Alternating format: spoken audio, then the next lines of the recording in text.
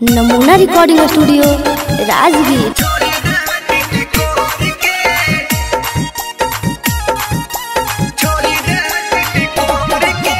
Music by Nini Yadav.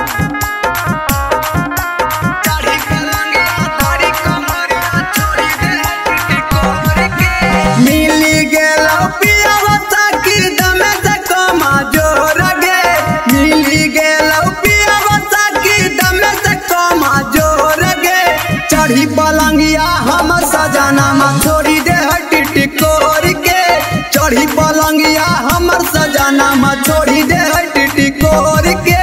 हमर सजना मा साकी हकई बकालो लगे। हमर सजना मा साकी हकई बकालो लगे। चढ़ी पलंगिया धरी कमरिया छोड़ी दे हटी कोर के। चढ़ी पलंगिया धरी कमरिया छोड़ी दे हटी कोर के।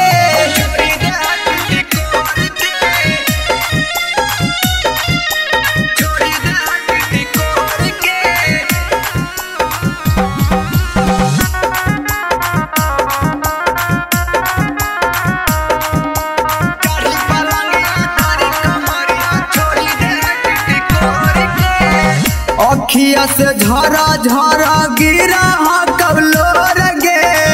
हमारो सजना मजाबा सुतब सखी छोड़ के। गे अखिया से झरा झरा गिरा कैलो गे।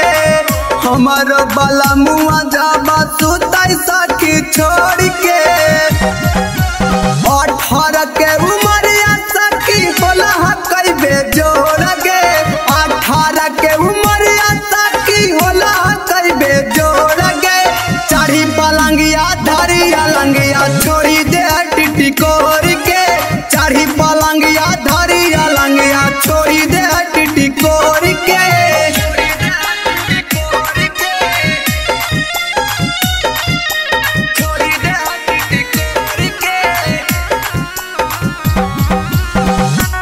नमूना रिकॉर्डिंग स्टूडियो राजगीर।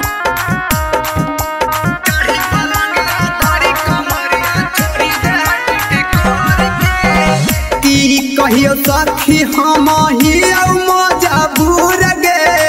रविंदर दीवाना के नहा कौतन कलूर गे।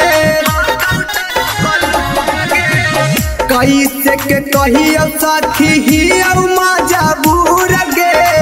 रविंदर दीवाना के हकब नहीं लूर गे। ऐसे में हम कैसे सखी हो बैला रकोर गे। ऐसे में हम कैसे सखी हो बैला रकोर गे। चढ़ी पलंगिया हम सजनमा छोड़ी दे टिटी कोर के। चढ़ी पलंगिया हमर बाला मुहा छोड़ी दे टिटी कोर के।